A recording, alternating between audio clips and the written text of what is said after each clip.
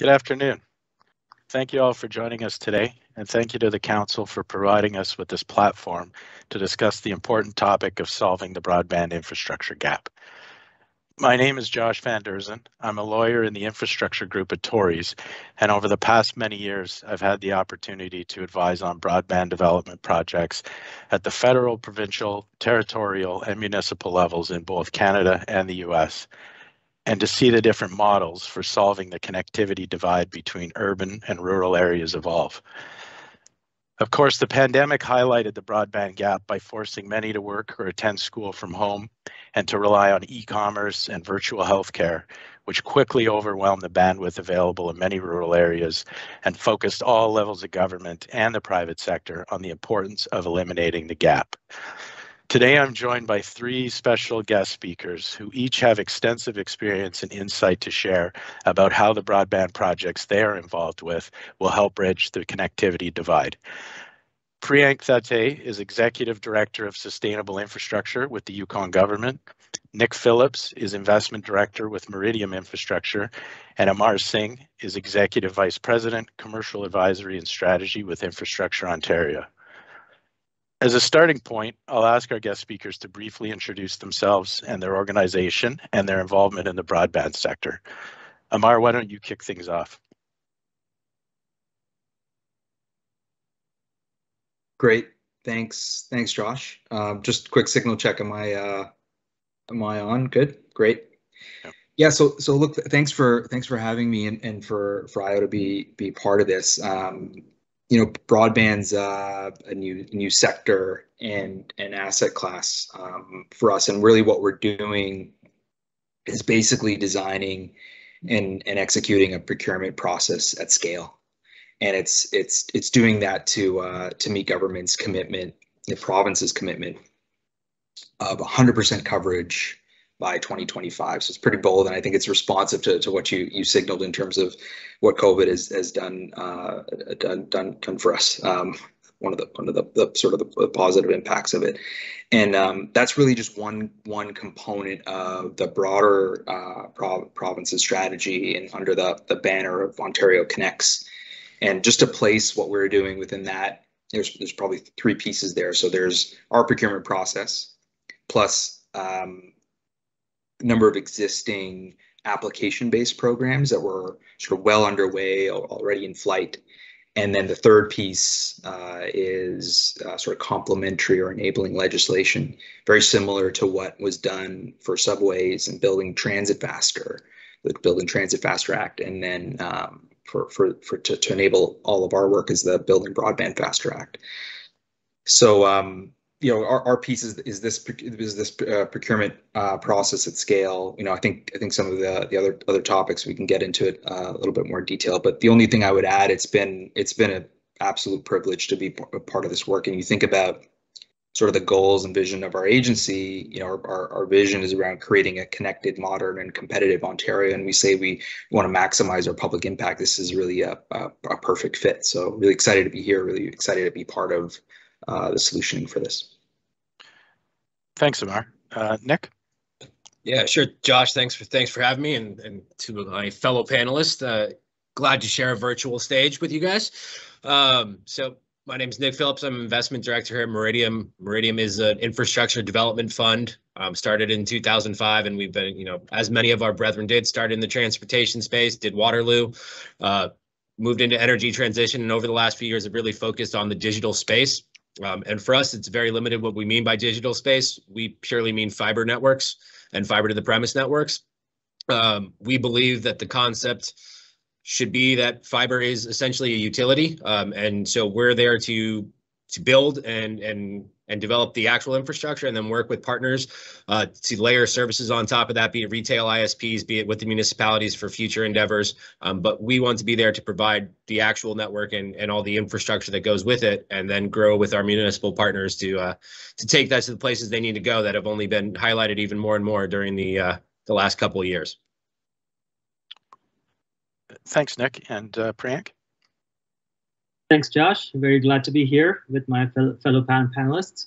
My name is Priyank. I'm the Director of the Sustainable Infrastructure Branch at the Government of Yukon.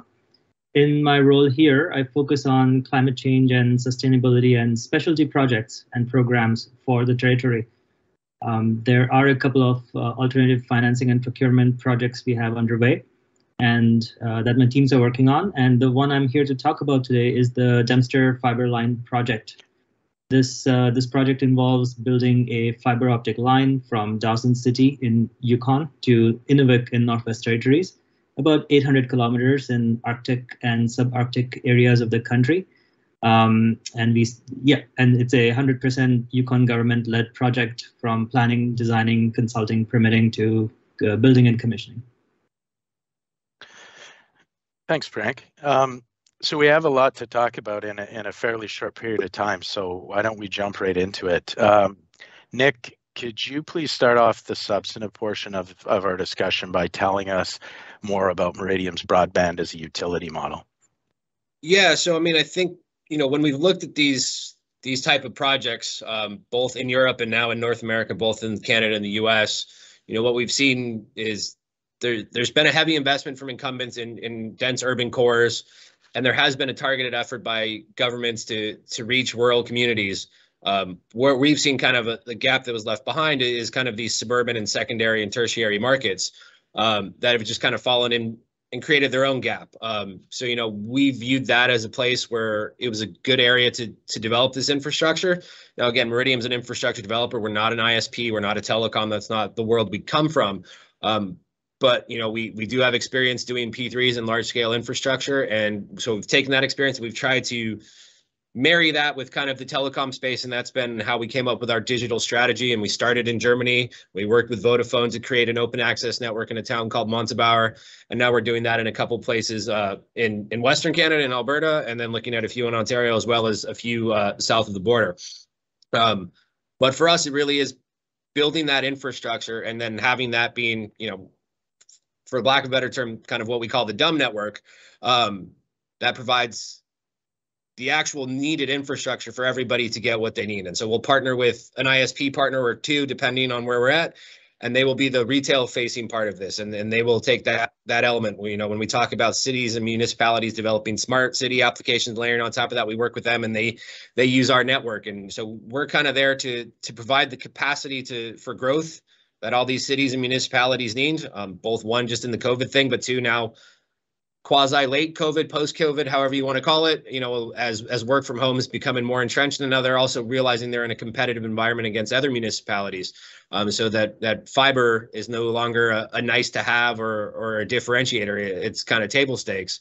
So, Meridiam, our background is working with governments. Every project we've done is with a government agency. So, we look to have these long-term partnerships with them to build that, kind of next utility to go along with water, sewer, electricity, and all the other basics that are expected in any town nowadays.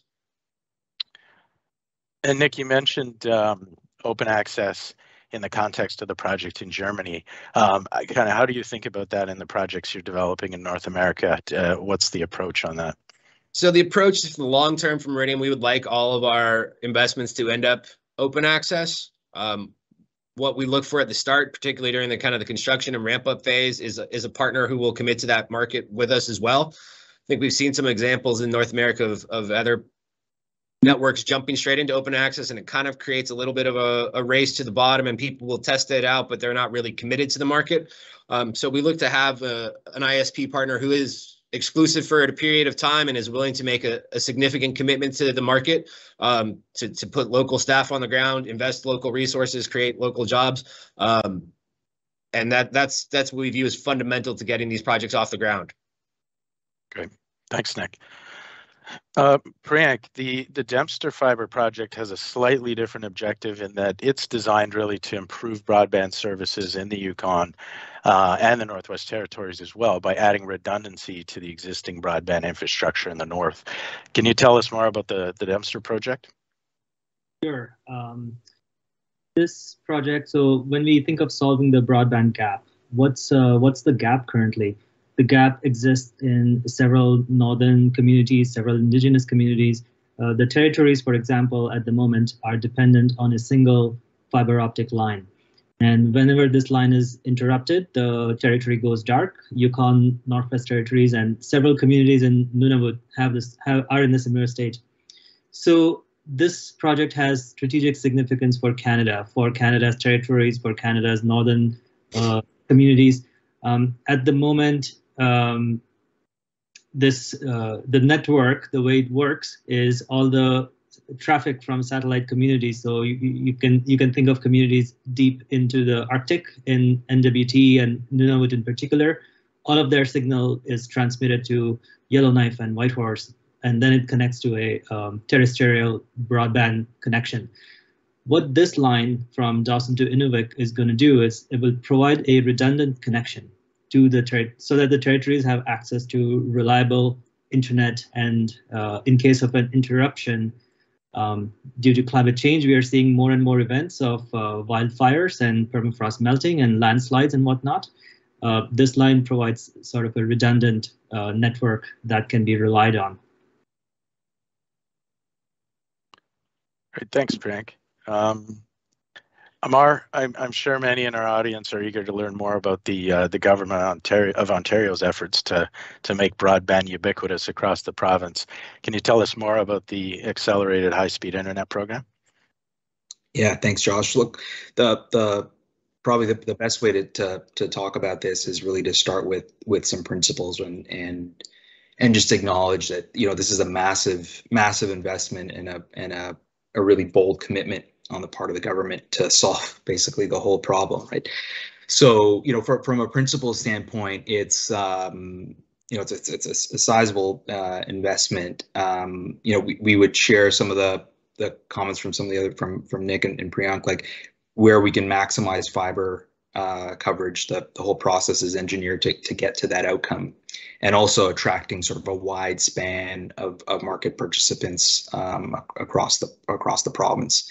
And we took a lot of learnings from things sort of right here in Ontario, learning and leveraging constructs from parts of the SWIFT program, which was essentially sort of a regional procurement construct, elements of the FCC process down south. I'm going to talk a little bit about the fact that there's a reverse auction component to this program, but then also kind of staying quite true to our core business. And what we've really done here is designed a process that's quite simply a classic kind of two-stage procurement process, where we have, and we're smack in the middle of the process right now, where we've had an RFQ process, a qualification round, and an upcoming RFP process. And within that RFP process, there's going to be a series of reverse auction events.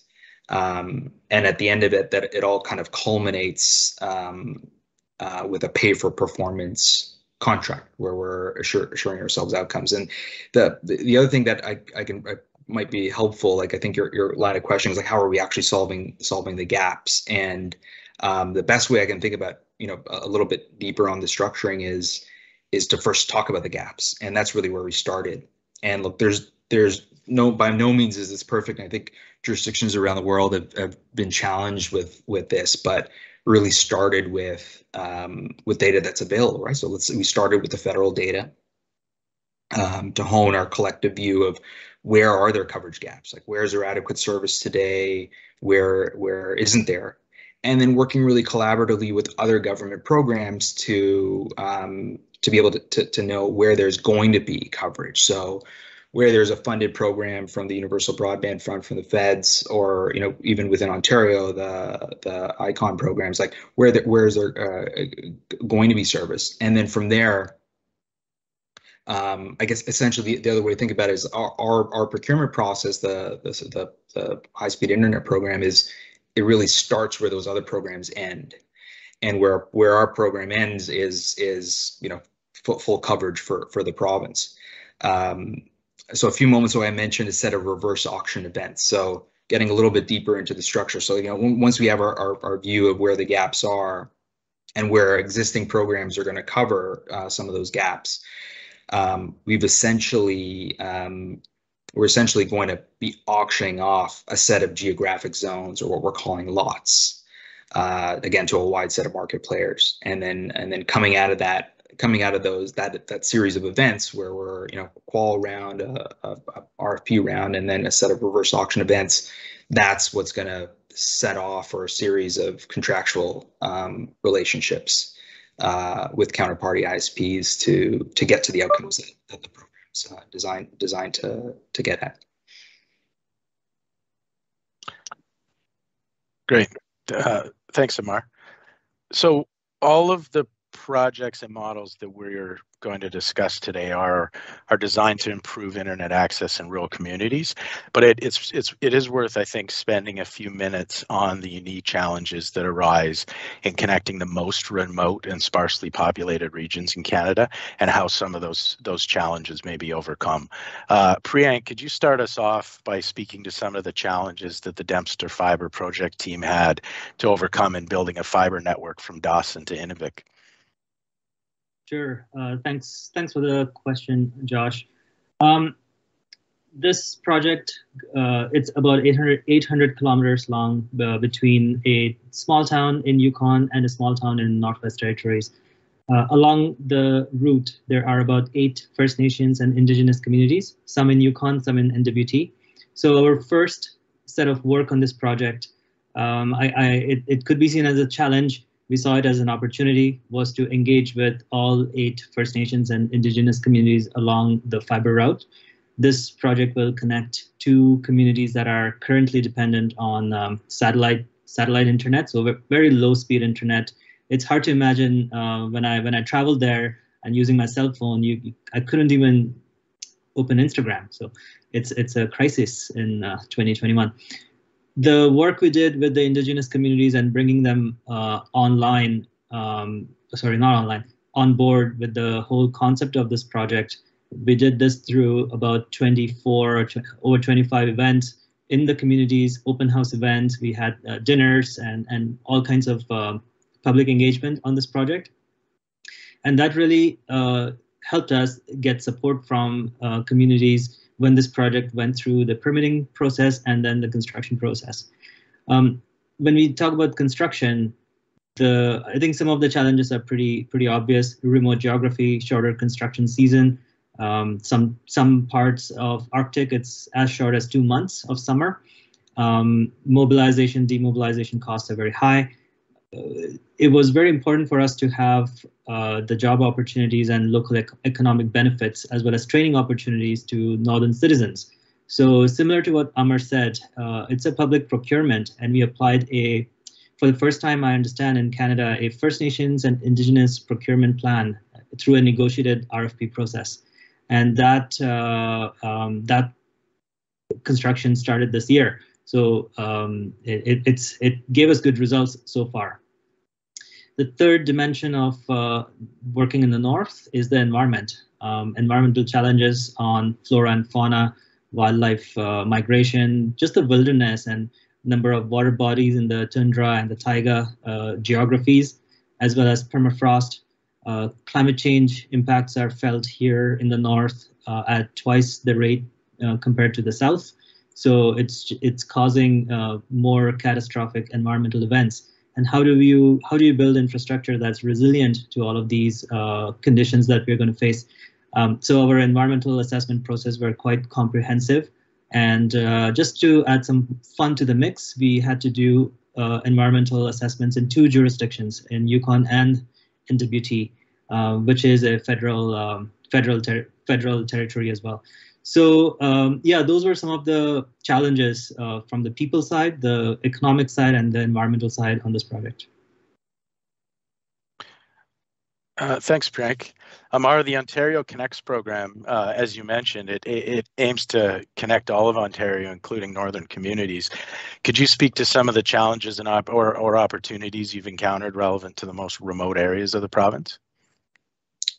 Yeah, thanks, Josh. And I think Priyank talked quite eloquently about some of those challenges. I think they're fairly consistent, like whether you're talking about broadband or other infrastructure,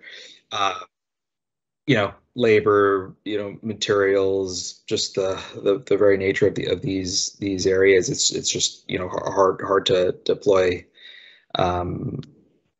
resources in those areas. And then, you know, I think there are some things that we're doing that are quite unique to broadband, quite unique to the program. So, you know, while I said that you know, it's a procurement process, we're basically engineering the process to allow ISPs to compete for subsidy for all of the process, and not just where the economics work on the margins.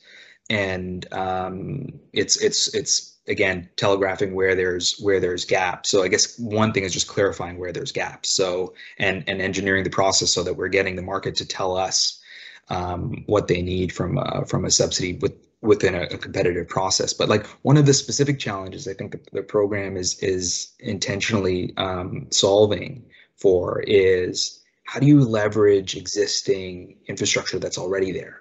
So electricity infrastructure principally, right? So, you know, there's poles and distribution infrastructure in places where there is currently no internet. And that market failure was solved, you know, 100 years ago plus. So how can we reliably leverage that infrastructure in a way that the market can actually believe and price it into their response? And a lot of that is about setting really clear, you talked about a little bit, setting really clear and realistic kind of service standards, and basically how are these kind of two industries going to work together in a cohesive way to get to these outcomes. So that's a big part of the sort of legislative, you know, some of the stuff that was launched in the spring, and it's certainly a theme of feedback that we've been getting from the market, frankly, well before the process. And you look around the world, it's been a lever that's been kind of consistently pulled from governments around the world. Like how do you leverage existing infrastructure? So I would say, you know, that's one kind of key design principle of the program. How do we make sure that enabling that to happen, allowing that to happen in a way that informs the procurement process, so that the market can actually can price that in and rely on it, especially in places where you know rocky terrain, things like that. You can't kind of blast and bury. You're going to have to use an aerial solution. So I think that becomes even more critical in some of the more remote areas. Great, thanks, Amar. Nick, do you have anything to add based on your experience in Alberta? Yeah, I mean, I think both Amar and Priyank hit on two very important points. I mean, you know, we're obviously coming at this from kind of a project finance structure, so schedule is important, and that reduced construction season and that mobilization, demobilization costs can add up. So I mean, just schedule's been far more important as we look into the more rural parts of our project. And then secondly, I think to Amar's point, there's a little bit of you know, there's kind of a team within our group that is basically focused on beg, borrow, and deal, right? Which is how do we leverage existing infrastructure, be it utilities, be it, you know, things that the municipality has. I mean, so that, you know, the foundation of the work when we get into the more rural things, you know, we can talk about partnership and what they can contribute economically to kind of reduce some of the costs, or, you know, whether that comes in the form of kind of a revenue share or a shadow participation, which we talked about, but it's also what kind of infrastructure can we work with to kind of leverage to make this project more feasible, more economical, more timely. And so that collaboration with those municipalities is key, and working with them hand in hand to understand the inventory and the relationships and all the things that go with the people that are already in their town is vital. I mean, you can't do it without them. So, you know, the partnership with the municipalities is always super important, but it's even more strongly exemplified when you go more rural. I think that's a great segue, Nick, into our next topic, which is around partnering. I think you know, the discussion around solving the broadband infrastructure gap, I think, would be incomplete without including the partnering aspect of delivering broadband projects. In most of the projects I've been involved with, partnering between different levels of government and between the public and private sectors has been a very prominent and important piece of the project. Amar, could you highlight some partnering considerations that project sponsors should bear in mind to position a project for success? Yeah, look, it's a great question. And I think it's a lot of the work that happens, before your, the foundational work that goes into the design part of this, and sort of the chasm between sort of a policy goal and outcome and getting to a process that's that can get to the outcomes, right? Like I touched on a little bit before, and even stepping back from broadband, I think information and data sharing across, like within governments and across governments. And if I zoom into the broadband problem, avoiding risks like, frankly, I think they're kind of inevitable risks, but overbuilding and underbuilding, and you look at some of the facts or the criticisms from some of the other processes around the world, that's going to happen. And I think the best way you can mitigate that is really about just knowledge and sharing of data across different programs.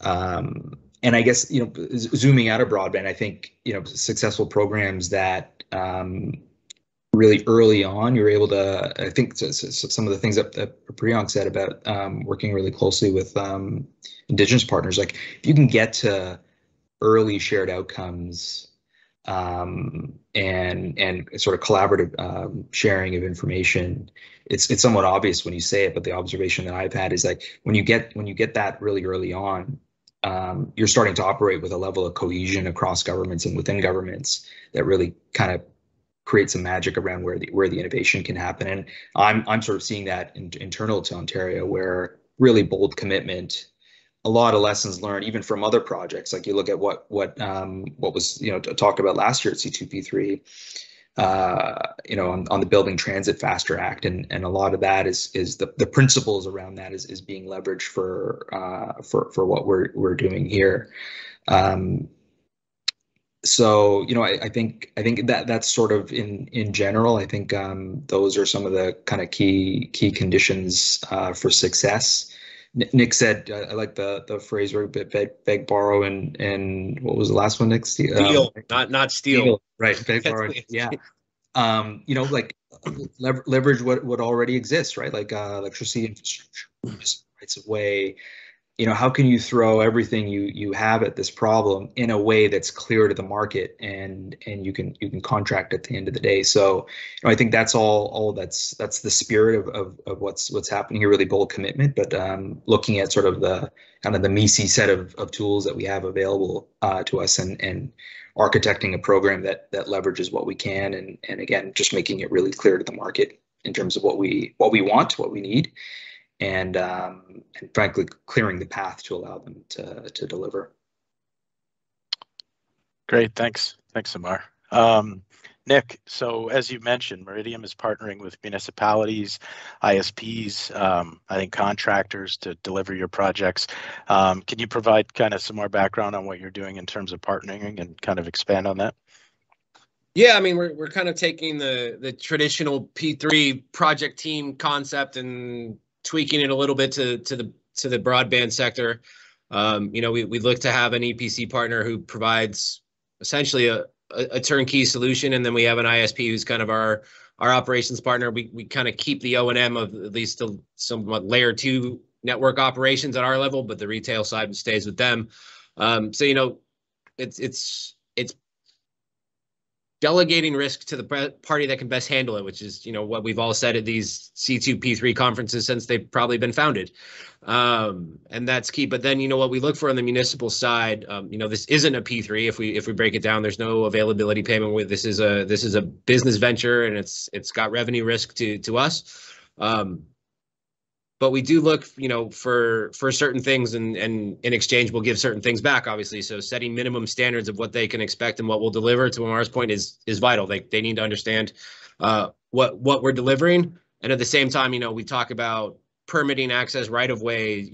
They need to make us a commitment on that side, because listen, laying out a fiber to the home network isn't the most technically complex thing to do. I mean, your biggest concerns relate to permitting, accessing, and crew delays, and now obviously supply chains have added a fun little wrinkle to it. But it's not, you know, it's not building a bridge, it's not underground tunneling, it's not some heavy civil work. So that municipal involvement and that upfront work to be very clear on what both sides need from each other and how you work together to do that, and you manage to set those expectations early. You know, that's how we view this in terms of kind of when we talk about how we're partnering with the public sector, and it's vital, and you couldn't do it otherwise. Without them, we wouldn't do a project without that level of involvement. Great, thanks, Nick. Priyank, collaboration between the Yukon and Northwest Territories government was a really important aspect of the Dempster Fiber project. Can you speak to the arrangement between the two governments to solve the redundancy issue? Absolutely, Josh. Before I get to the Northwest Territories government piece, I'll step back and speak a little bit from a more holistic perspective. For us, partnering with First Nations has been and will be a key relationship that we value a lot. This project, some of its foundational principles were based on traditional and cultural knowledge around animal migration and water bodies, and things that are not researched according to Western science yet, but this knowledge has been with the communities and the knowledge keepers there. So we saw that, and we see that as a pivotal relationship on this project, and a partnership on this project, really. From a more sort of financial point of view, this project is structured as an alternative financing and procurement model. That said, revenue opportunities are nearly non-existent, because this is, number one, this is a redundant line, and although we are connecting to two new remote communities, it's a very small population, under 500 people in total. So we had to use a what can we call it? An alternative AFP, if that term works. Capital contributions for this project are provided through Yukon government and federal government, as well as Northwestel, which is the telecom operator in the north. The asset will be owned by Yukon, government of Yukon, and operated by Northwestel. So we entered into a long-term leasing arrangement with the telecom operator. So, you know, things like service standards and defining what asset maintenance obligations are. So that is covered in our agreement with Northwestel. I mentioned this project connects on one side to Yukon in Dawson City, and the other side to in Inuvik. In Inuvik, which is in Northwest Territories, our line, so the Dempster Fiber line, will connect to an existing line that is owned by the government of Northwest Territories. It's called the Mackenzie Valley Fiber Link. And this is the partnership that Josh just mentioned at the start of this question. We are essentially connecting from one public-owned, government-owned infrastructure to another government sort of sponsored infrastructure. And that came with its own negotiation on sharing of traffic, sharing of revenue protection, sharing of bandwidth, and so on. Because Yukon and Northwest Territories have a differential populations between the two, there were some capital requirements, so technical requirements that Northwest Territories had to do on their side to accommodate traffic from Yukon. So some of these interesting challenges in working with partner jurisdictions and governments did come into play on this project. Great, thanks a lot, Priyank. Just a note to the audience, I don't see any questions in the Q&A, so if there are any, please put them forward, and we can put them to the panelists on our group, or maybe the Q&A is not working. I don't see any questions there.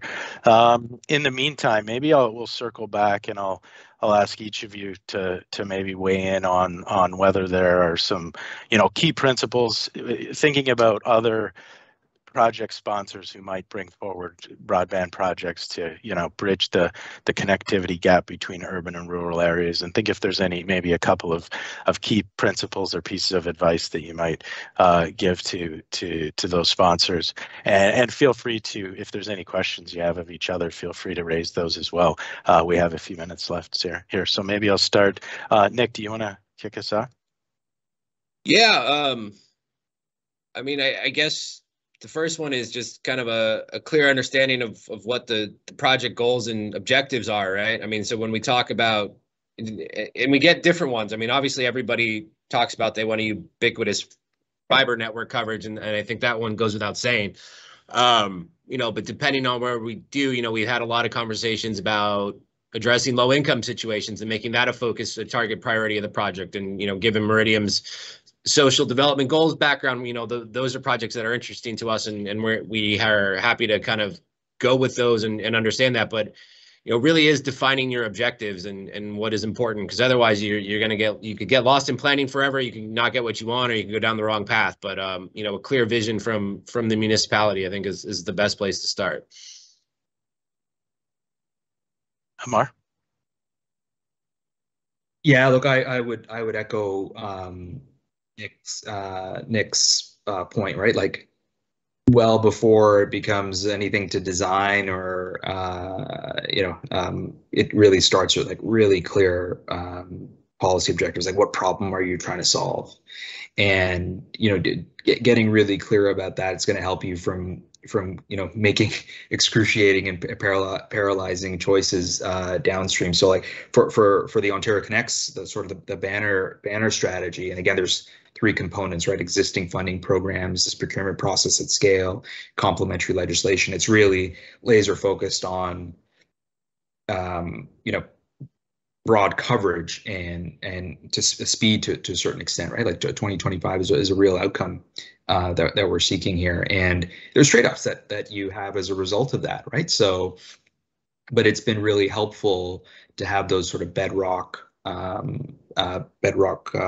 goals and objectives as sort of anchor points for all of the broader, our team at IO, but the sort of the policy teams and all the different parts of government that are helping to get us here. The other thing I would say, and it's sort of an obvious point, but early and often interactions with the market. So many of our processes, actually all of our processes, involve varying degrees of market sounding, but engineering, even as part of the design, for sure, but even within the process, especially for something of the scale and the newness of it, intentionally creating avenues for market feedback and stakeholder feedback as part of the process, so that you have the flexibility to course correct and make changes along the way. Again, laser focused on the outcomes that you're trying to get at. So probably some obvious points, but I think doing those two things with intention will get you to better outcomes.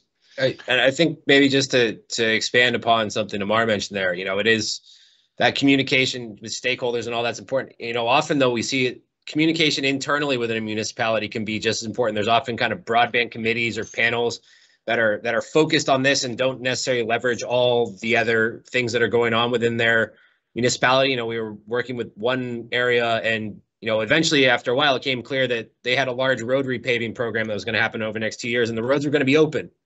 So you could just follow behind and drop conduit in, and that made everything a lot easier. But if we hadn't just had that kind of conversation with the Department of Public Works, I don't think we would ever come to that solution. So it is the right hand always knowing what the left hand doing a little bit too. That's great advice. Priyank? Yeah, I echo what both Amar and Nick said about have your goals and objectives clearly defined. What are you trying to achieve here? What's the question or problem you're trying to solve? So I won't repeat that. In terms of the actual principles and the decision-making framework that we had on this project, there were 4 pillars. I refer to them as 4 pillars. You can call them whatever, 4 factors.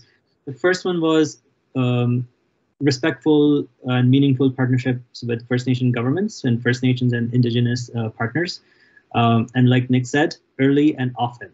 That is probably the key phrase there. That was one of our top pillars, and devoting it. It's never too much that you can do on that front. So bringing partners on board. Pillar number two was sustainability. And I think I referenced some of this in the past. Sustainability to me means environmental, people, and economic, all three. We are building in pristine wilderness in the north, which is untouched. It's greenfield. What kind of care and consideration do we need to have in mind so that our future geographic and climate change patterns are taken into consideration? That was a large factor. Huge animal migration, bird migration, fish and wildlife, as well as flora and fauna in general. Pillar number 3, Nick mentioned this as well. What's the value of this project to the local economic market? So we talked about local investments, local jobs, structuring a procurement process that was centered around First Nations and Indigenous partnerships and local economic benefits. That was pivotal for this project. And pillar number 4, lastly, we are really building for the future generation. This infrastructure is going to outlast us. It's maybe it will stay in ground for 40, 50, 60 years.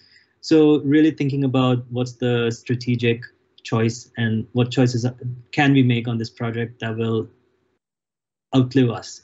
And this is a public project, so we had to factor that into our decision making. So I would say those were probably the four principles of our decision framework. That's great. Thanks, Priyank. So we did get a question in that maybe someone is able to weigh in on. So the question is, can the presenters speak to the role or prioritizing local providers such as nonprofits, cooperatives, county networks in solving the problem of underserved communities? Does anyone want to take that one on?